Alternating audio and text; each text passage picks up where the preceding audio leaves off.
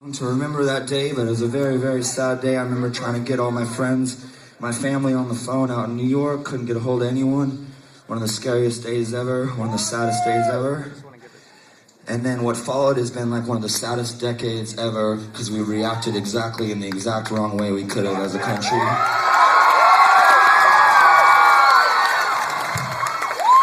And if anyone tells you that we made ourselves safer by invading two Muslim countries and turning a bunch of normal kids into terrorists that hate us, then they're lying to you.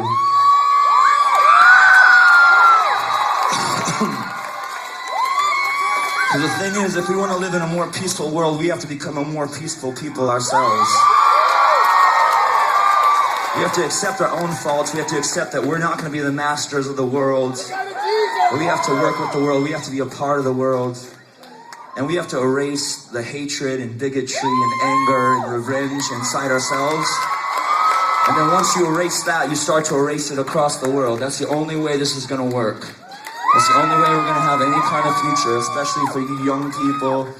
That's the way it's going to be, because there's just too many nuclear weapons in this world, and there's too many crazy extremists, and we have to address the real problems, which are extremism, poverty, hunger, inequality all around the world, education.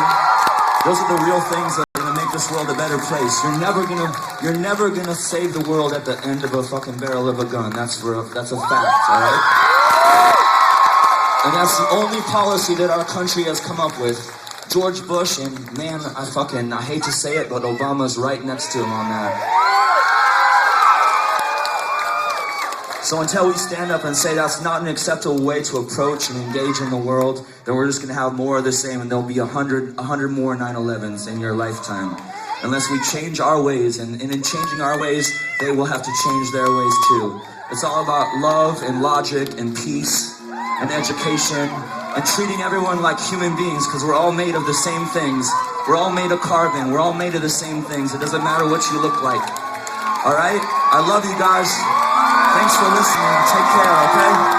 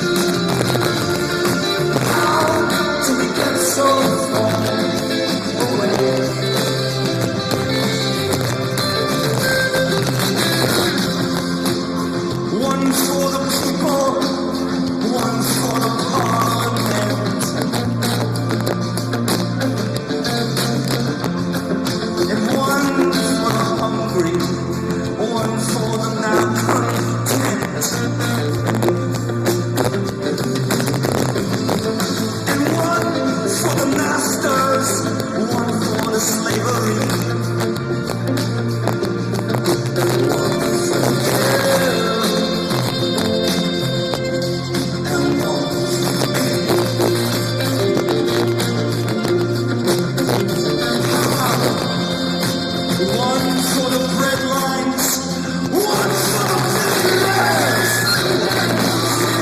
Like the Indian.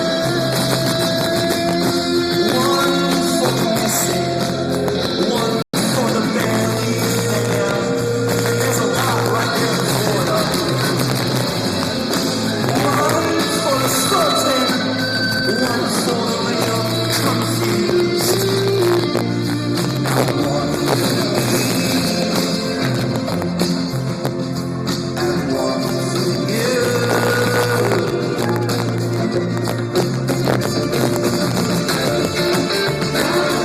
Increase or fall away.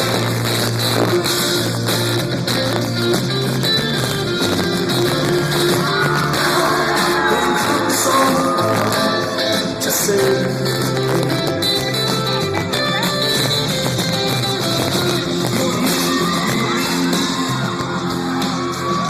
it's an awful lot.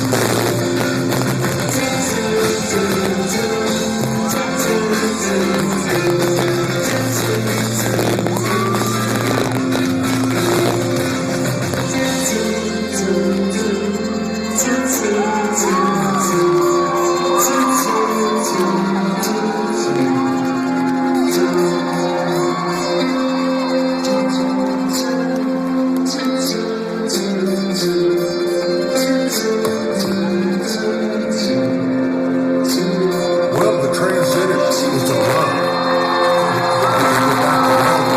You understand when someone's having a problem with yours or whatever could they have a problem with, and you try to bring it together. You try not to cause division. You try to make it as a cosmos.